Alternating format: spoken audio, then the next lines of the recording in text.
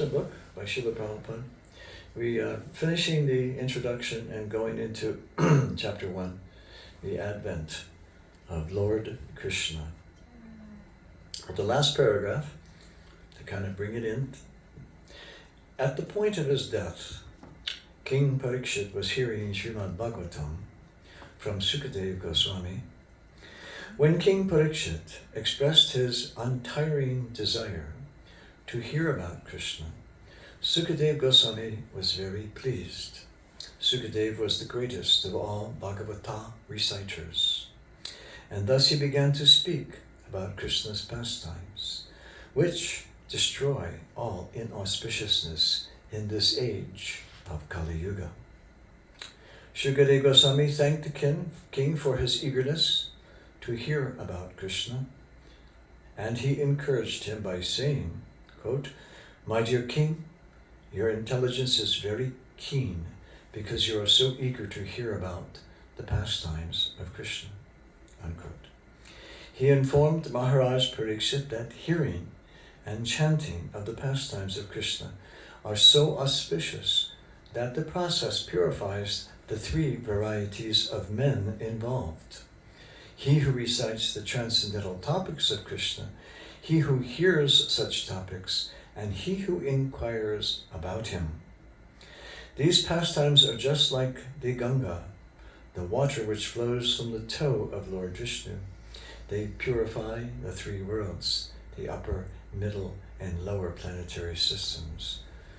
And the three types of creatures, the upper ones, the middle ones, and the lower ones. Human beings are in the middle.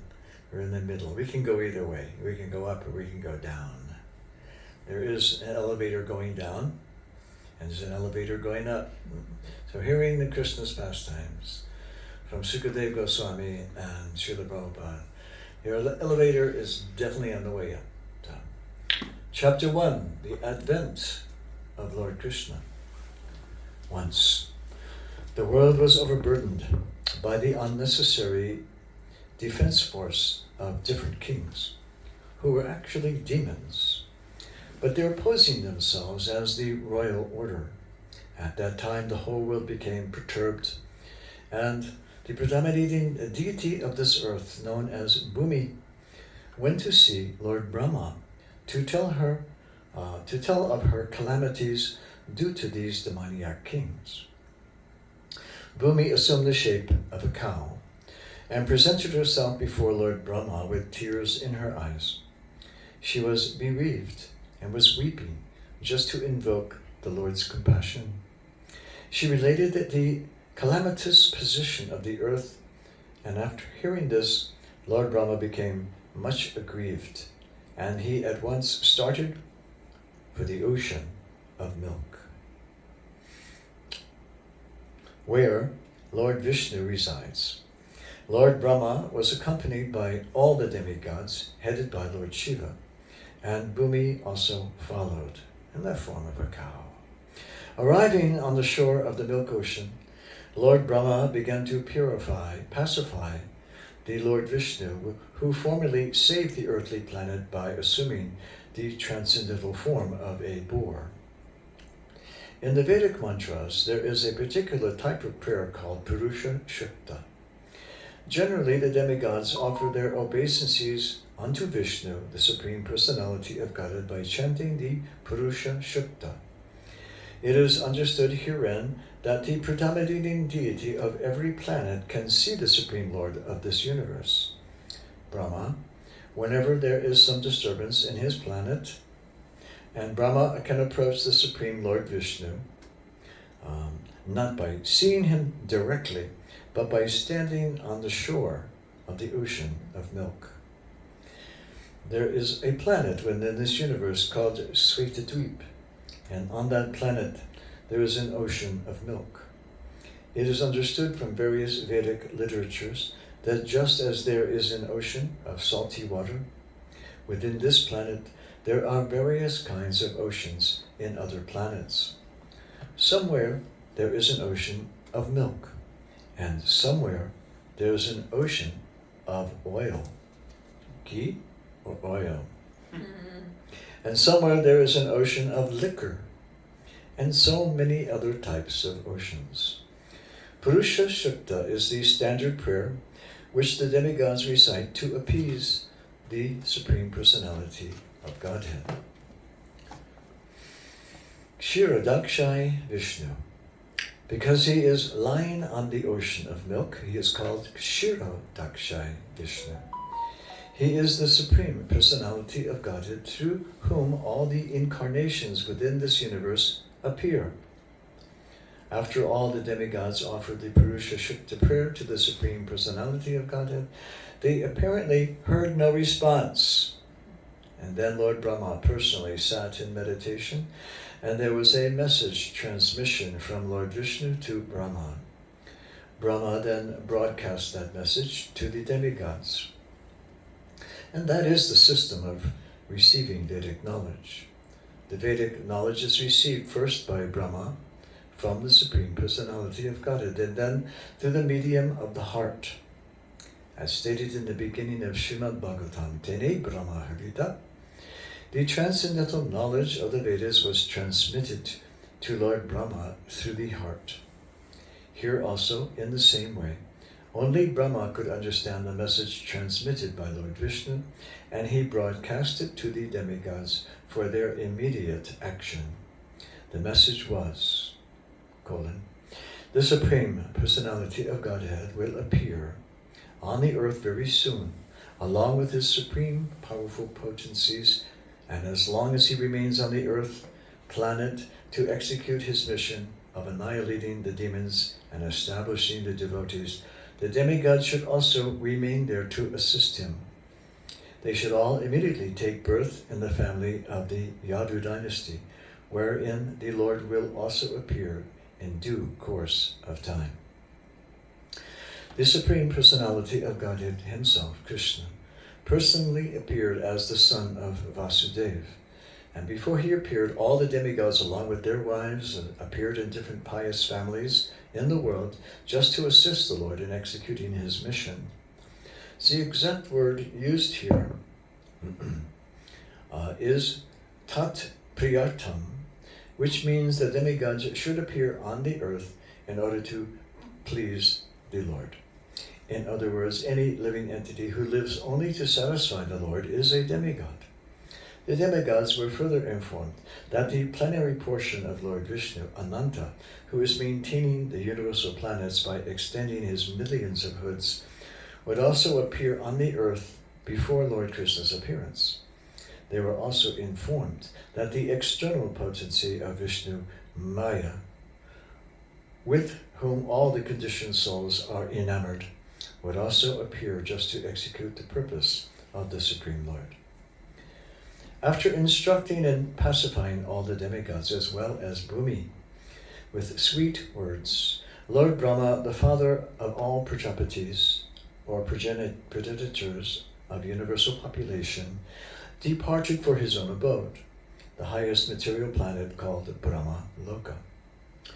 The leader of the Yadu dynasty, King Surasen, was ruling over the country known as Mathura, the district of Mathura in parentheses, as well as the district known as Surasen. On account of the rule of King Surasen, Mathura became the capital city of all the kings of the Yadus. Mathura was also made the capital of the kings of the Yadu dynasty because the Yadus were a very pious family and knew that Mathura is the place where Lord Krishna lives eternally, just as he also lives in Dwarka. Once upon a time, Vasudeva, the son of Surasen, just after marrying Devaki, was going home on his chariot with his newly wedded wife. The father of Devaki, known as Devaka, had contributed a sufficient dowry because he was very affectionate towards his daughter. He had contributed hundreds of chariots completely decorated with gold equipment. At that time, Kamsa, the son of Ugrasen, in order to please his sister Devaki, had voluntarily taken the reins of the horses of Vasudeva's chariot and was driving. According to the custom of Vedic civilization, when a girl is married, the brother takes the sister and brother-in-law to their home, because the newly married girl may feel too much separation from her father's family, the brother goes with her until she reaches her father-in-law's house. The full dowry contributed by Devaka was as follows: 400 elephants fully decorated with golden garlands, 15,000 decorated horses, and 1,800 chariots. He also arranged for 200 beautiful girls to follow his daughter. The Kshatriya system of marriage, still current in India, dictates that when a Kshatriya is married, a few dozen of the bride's young girlfriends, in addition to the bride, go to the house of the king. The followers of the queen are called maidservants, but actually they are as friends of the queen. This practice has prevailed since time immemorial, traceable to at least the time before the advent of Lord Krishna 5,000 years ago. So, Vasudeva brought home another 200 beautiful girls along with his wife. While the bride and bridegroom were passing along up on the chariot, there was different kinds of musical instruments playing to indicate the auspicious moment. There were conch shells, bugles, drums, and kettle drums combined together. They were all vibrating a very nice concert. The procession was passing very pleasing, and Kamsa was driving the chariot, when suddenly there was a miraculous sound vibrated from the sky, which especially announced to Kamsa, quote, "Kamsa, you are such a fool. You are driving the chariot of your sister and your brother-in-law, but you do not know that the 8th child of this sister will kill you." Unquote. Kamsa was the son of Ugrasen of the Bhoja dynasty. It is said that Kamsa was the most demoniac of all the Bhoja dynasty kings. Immediately after hearing this prophecy from the sky, he caught hold of Devaki's hair and was just about to kill her with his sword. Vasudeva was astonished at Kamsa's behavior, and in order to pacify the cruel, shameless brother-in-law, he began to speak as follows. With great reason and evidence, he said, quote, "My dear brother-in-law, Kamsa, you are the most famous king of all the Bhoja dynasty, and people know that you are the greatest warrior and a valiant king. How is it that you are so infuriated that you are prepared to kill a woman who is your own sister at this auspicious time of her marriage?" Unquote. "Why should you be so afraid of death?" It continues. "Death is already born along with your birth. From the very day you took your birth, you began to die. Suppose you are 25 years old. That means you have already died 25 years. Every moment, every second, you are dying. Why then should you be so much afraid of death? Final death is inevitable. You may either die today or in 100 years. You cannot avoid it. Why should you be so much afraid? Actually, death means annihilation of this present body. And as soon as the present body stops functioning and mixes with the 5 elements of material nature, the living entity within the body accepts another body according to his present action and reaction. It is just like when a man walks on the street and puts forward his foot, and when he is confident that his foot is situated on sound ground, he lifts the other foot. In this way, one after another, the body changes and the soul transmigrates. See how the plant worms change from one twig to another so carefully. Similarly, the living entity changes his body as soon as the higher authorities decide on his next body. As long as a living entity is conditioned within this material world, he must take material bodies one after another. His next particular body is offered by the laws of nature according to the actions and reactions of this life. This body is exactly like one of the bodies which we always see in dreams. During our dream of sleep, we create so many bodies according to our mental creation. We have seen gold, We have also seen a mountain. So in a dream we can see a golden mountain by combining these two ideas. And sometimes in dreams we see that we have a body which is flying in the sky. And at that time we completely forget our present body. Similarly, these bodies are changing. And when you have one body, you forget the past body. And during a dream, you may make contact with so many new kinds of bodies, but when we are all awake, we forget them all. And actually, those material bodies are the creations of our mental activities. But at the present moment, we do not recollect our past bodies. The nature of the mind is flickering. Sometimes it accepts something and immediately it rejects the same thing. Accepting and rejecting is the process of the mind in contact with the 5 elements of sense gratification: form, taste, smell, sound, and touch. In its speculative way, the mind comes in touch with the objects of sense gratification, and when the living entity desires a particular type of body, he gets it.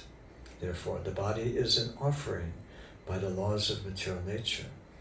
The living entity accepts a body and comes out again into the material world to enjoy or suffer according to the construction of the body.